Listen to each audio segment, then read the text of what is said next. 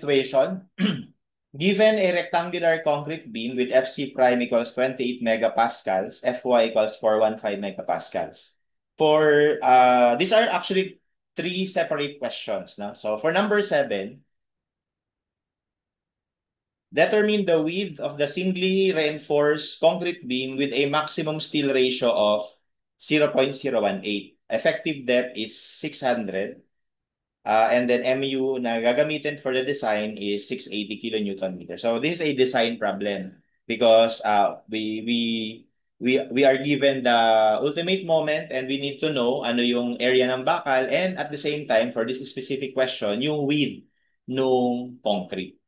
Okay? So para makuha yon, una, syempre pinapagamit niya yung raw na pinapagamit niya is yung raw max. At binigay niya na yung value. Ayan. Okay? So, ngayon, to solve for yung normal natin na ginagawa na process kapag ka nag-design is we start with MU is equal to VMN, 'di ba? And then ano lang natin 'to, kumbaga lagyan ko na rin dito ng diagram. So, ito yung bakal, singly reinforced, tapos 'di ba ito yung depth of compression block, yan yung A, so the effective depth, yan yung D, so ito yung B. Tapos ito yung ngayon yung C. Ito yung T.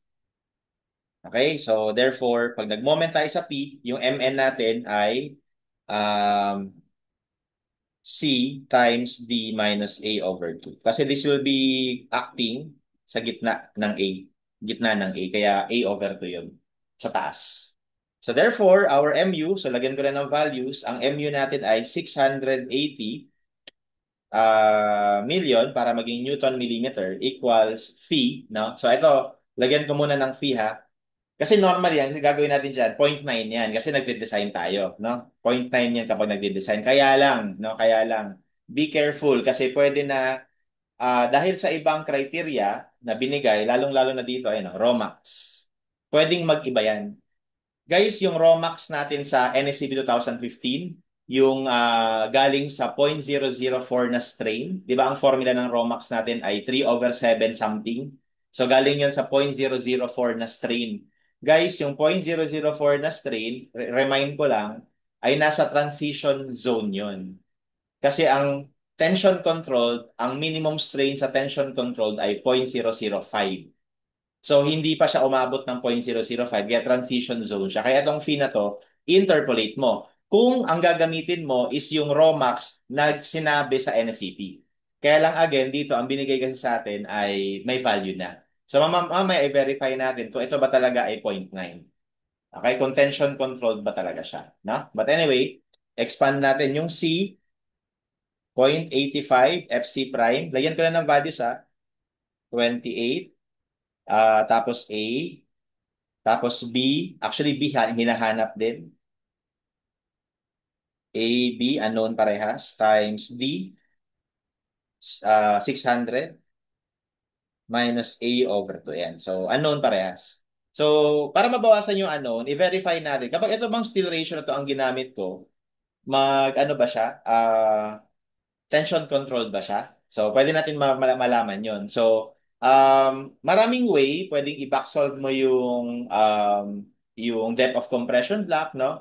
Ang style ko, ganito. Kung kabisado naman natin yung Romax galing dun sa NSCP, no? This based sa strain na ano ha, 0.004.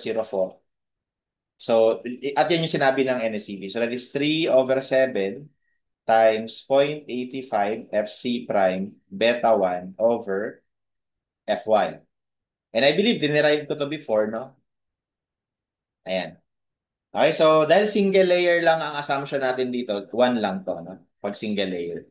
So, kumpitin lang natin to. Ano ba yung magiging raw max kapag ginamit natin yung actual na formula galing sa NSCP provision na 0.8, na 0.004 yung strain.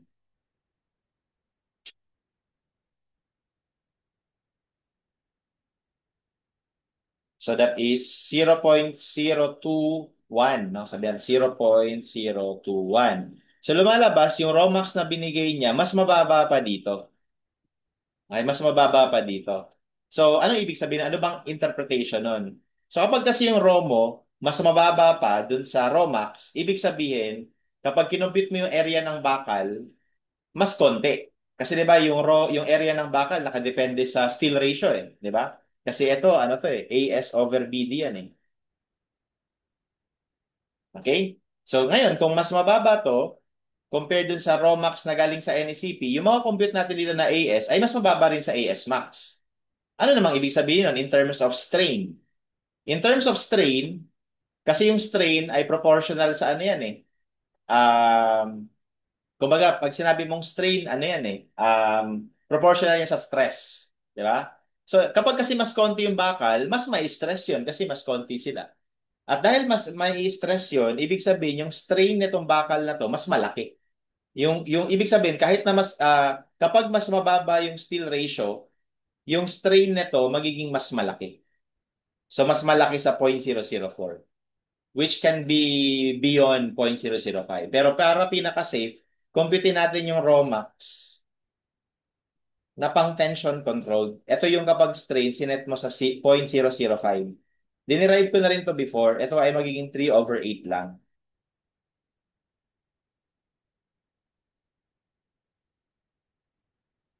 Ayan. Kapag single layer. So check lang natin. Tingnan nyo to. Parang sinadya to ni Ma'am Praxi eh. Ayan o. 0.018. So ibig sabihin, yung binigay niya sa atin na Romax is yung Romax na tension controlled na.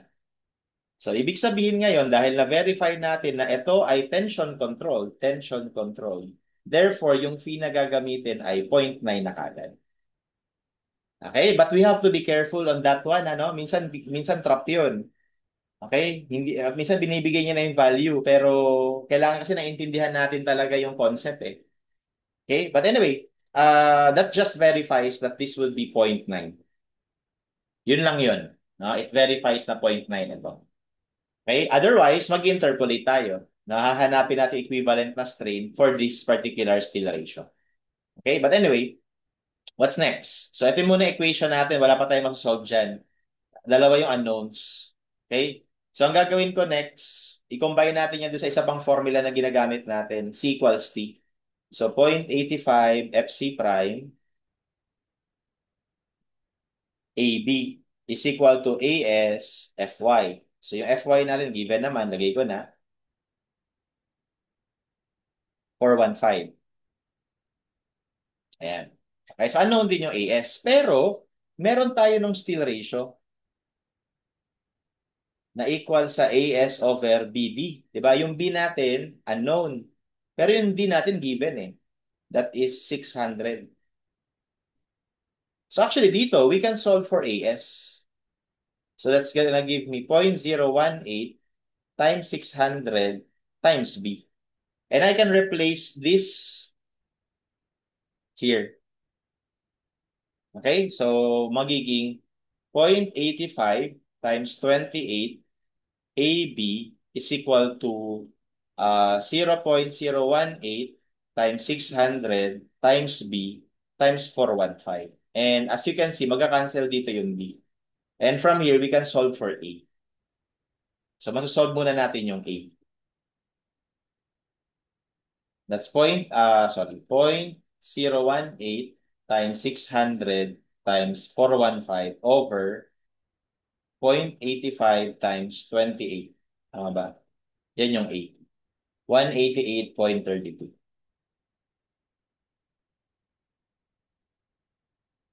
Okay? And now that we have A, we can now compute for B. Dito. Dito. Galing dito, no?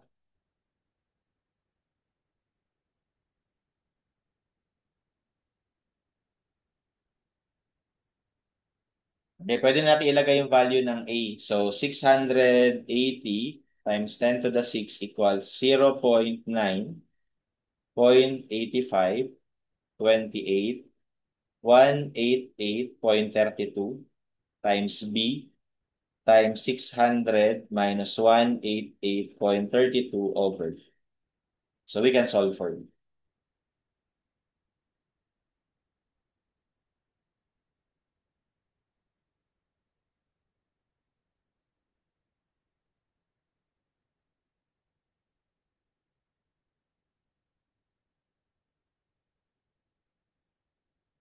Okay, so that gives us 333.26 millimeters. And of course, we can just round this up to 334. And that's our answer, letter C. Okay, next. Determine the area AS required for tension if the beam is reinforced for tension and compression with a maximum steel ratio of 0.018 and an effective depth of 540 mm. So you're given yung sinasabi niyang 0.018 is ano yan? Ang ibig niya lang sabihin dito, yung maximum steel ratio na to is for the pure tension for single maximum steel ratio for singly reinforced beam. Kasi itong nakalagay to, wag kayong matakot dito AS minus AS prime. Yan lang yung AS bali 'di ba yung AS kasi natin sa doubly reinforced is AS1 plus AS2. Tapos yung AS2 equal sa AS prime kapag ka nag-yield yung compression bar. Kaya nangyari, ang sinolve lang dyan, itong AS1. Di ba yung AS1 na yan, kung ano nalagay equal sa AS minus AS prime. Yung AS1 na to, di ba lagi yung AS max kapag ka doubly na equal sa Rho max BD. Okay, so yun lang yun. Bali, itong binigay niya na to, AS1 over BD lang yan. AS1 over BD. So, ma-solve na kagad natin yung AS1, kumbaga. Okay?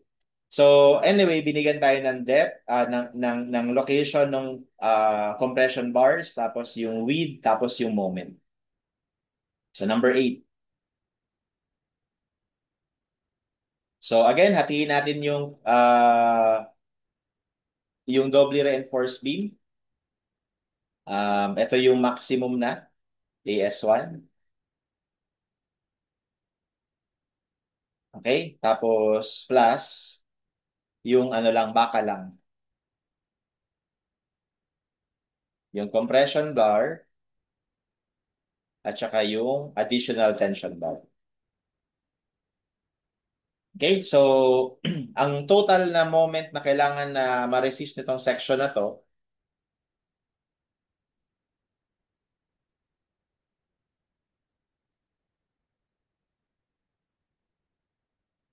is 680 kilonewton meter. Okay, and then by the way, ang effective depth for this problem is 540. And then this is 300. Okay, and then this is located to D prime of 75. Okay? So, una natin kailangan i-solve is AS max. Again, sabi ko nga, raw max BD. Actually, mabait na nga dito yung examiner kasi binigay niya na yung raw max, yung value. Ayan na yung value ng raw max. Kung hindi, hindi dapat kabisado natin to. Dapat kabisado natin to. Or ito. Okay? So, we have 0.018, B is 300, D is 540. So, our AS1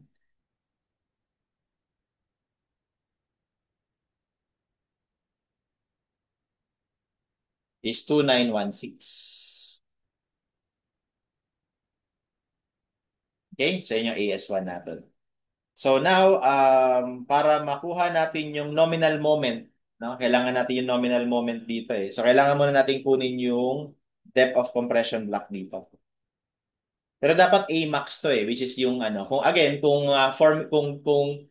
susundin lang natin yung strain na 0.004 according to the code, yung A dito is already yung yung 3/7 beta 1B.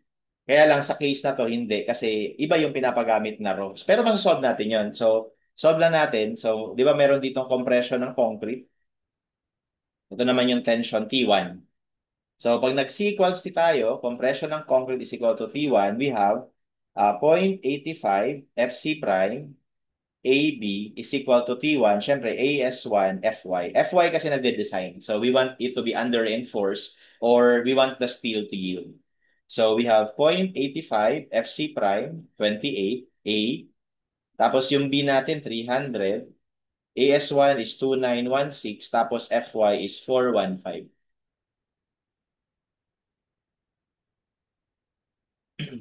Okay, so from here, we should be able to calculate for A.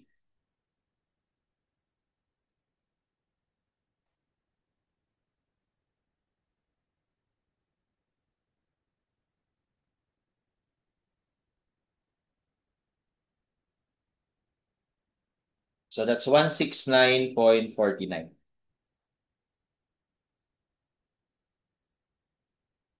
Okay, so from there, we should be able to calculate yung nominal moment nito, yung moment capacity niyan. Okay, so MN1 can be calculated as pwedeng dito ka mag-moment para ito yung iikot or pwedeng dito ka mag-moment para ito yung ikot. So dito na lang ako mag-moment para ito yung ikot para maiksi lang. Yung T1 kasi ito lang yung T1 eh. So we have AS1FY times D minus A over 2. So kaya nga pa natin sinolve yung A kasi kailangan natin yung dito eh. Okay? So MN1, diretsahin ko na lang ha. 2916 times FY times yung effective depth 540 minus A over 2. Tapos divide lang natin to ng 1 million. So 550.92 kilonewton meters. So actually dito, mabe-verify natin na ano siya, na kailangan natin na doubly reinforce kasi kung kukumpitin natin yung MU1, 'di ba, phi mn yun eh. So times 0.9,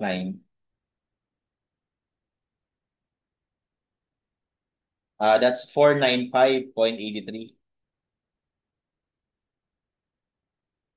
Okay, as you can see, hindi enough yung ultimate capacity ng ano siya, ng naka-maximum na yung singly reinforced beam para ma-counteract to. Hindi enough. Kaya kailangan natin magdagdag ng bakal.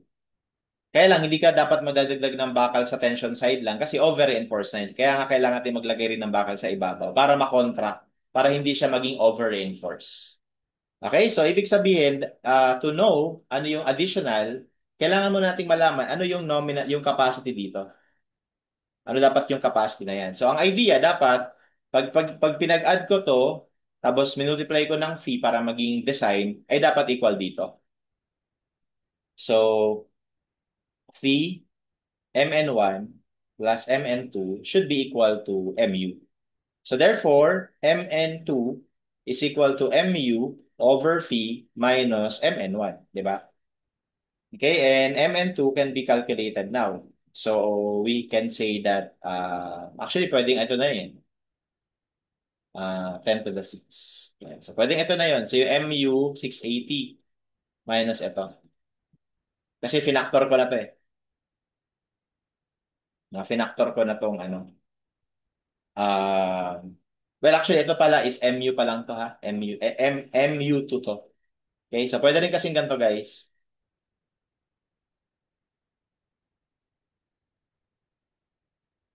VMN1 plus VMN2 is equal to MU. So, if you want to solve for VMN2, ima-minus mo lang yung MU, ma-minus mo lang ng VMN1. So, which is ito yun. So, ito yung ginawa ko sa calculator. So, yung nakuha ko dito is VMN2 na yan. So, 184.17.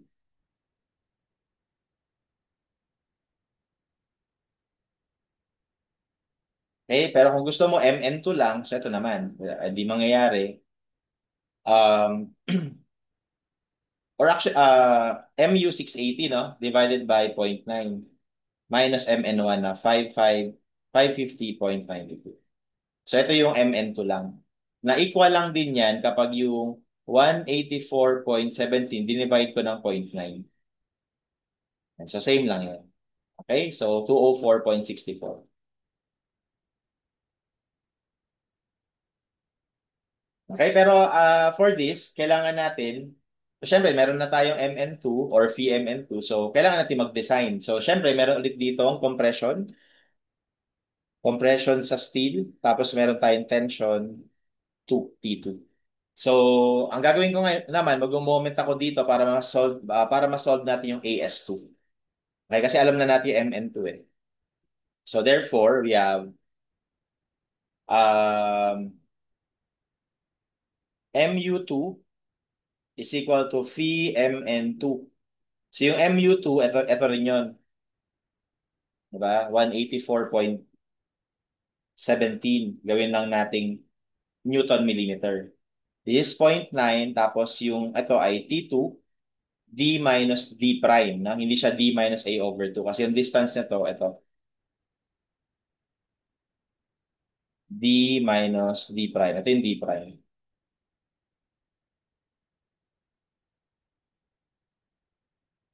Okay? So, plugging in the values, we have 184.17 times 10 to the 6 is equal to zero point 0.9 AS2 FY 540 minus 75. So, from here, we should be able to calculate for AS2.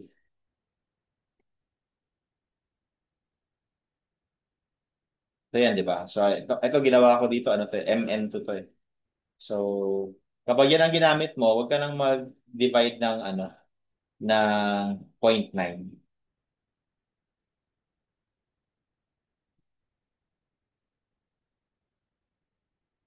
Okay, so 1060.41. So pakita ko lang na same lang ha. Kasi ang ginamit ko dito ito eh. Ayan o. Yung ano, yung MN2. Kaya hindi na ako na-divide ng 0.9. Pero pagka ginamit ko itong sinulat ko dito, 184.17 million over 0.9 times 415 times 540 minus 75. Ayan. Same lang yan. 1060.41. Okay, so therefore, our AS is equal to AS1 plus AS2. 2916. So 3,976.4. So that will be our answer.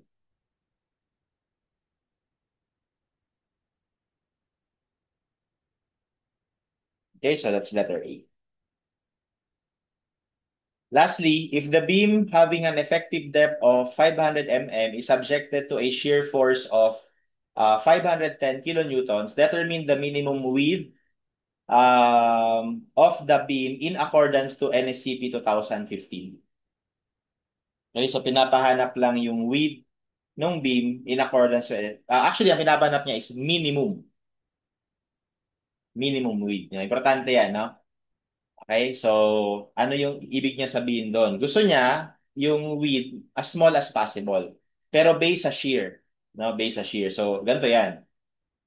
Balik ulit tayo sa theory. Di ba, ang idea, yung VU ay dapat equal sa phi VN, nominal shear strength by the section. Tapos yung nominal shear strength by the section, it's composed of the shear strength of the concrete and the steel. Okay? So, for simplified computation, yung VC natin ay 0.17 lambda square root of FC prime BD. Diba? Yung VS naman can be calculated depending on the spacing of the stirrups, no? So that is AV FYD over spacing. Ganyan, 'di ba?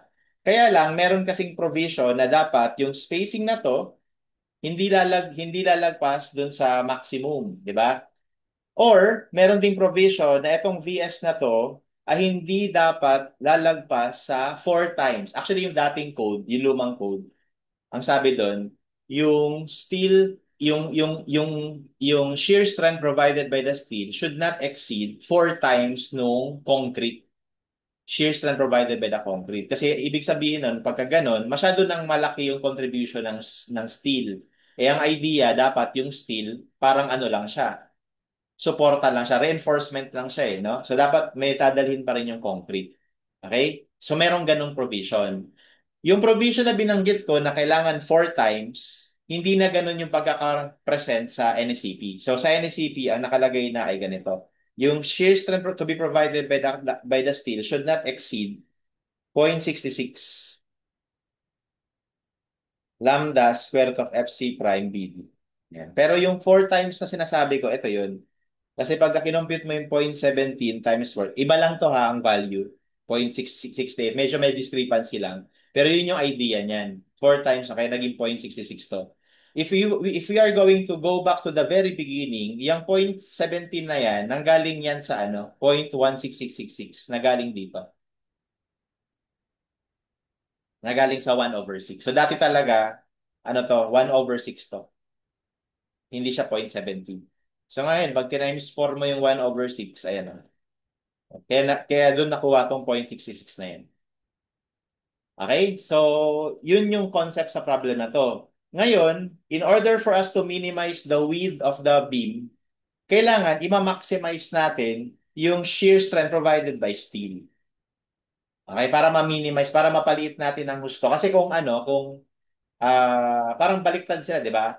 The more you put concrete, the lesser you need steel. So ngayon, kung babalik na rin mo, the more you put steel, the lesser you need concrete. So ibig sabihin pagka maximum to, minimum to. So pag minimum to, minimum din to, yung width na to. And that's how we would minimize the width. I-maximize lang natin yung capacity ng steel. Kaya ganito mangyayari. VU is equal to phi VC. Yung VC natin ay 0.17 lambda square root of FC prime BD. Tapos yung VS natin, ito, ma-maximize natin. 0.66 lambda square root of FC prime BD. So, ganyan. Okay, lagyan natin ang values. So, yung VU, 510. Gawin natin tong Newton. Phi, 0.75. So, 0.17. Tapos yung lambda natin, 1 lang yan. Square root of FC prime, 28. Hinahanap natin yung B. Yung effective depth ngayon ay 500.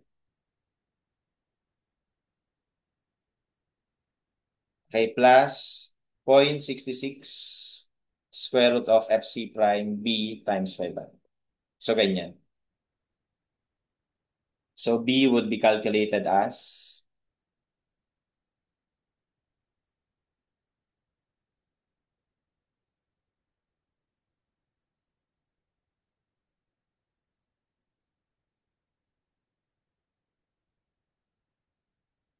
309.66.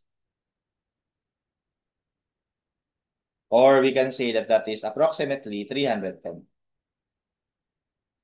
So, yan ngayon yung pinakamaliit na width ng nung cross-section uh, by maximizing the area of the stirrups or the shear strength provided by the stirrups.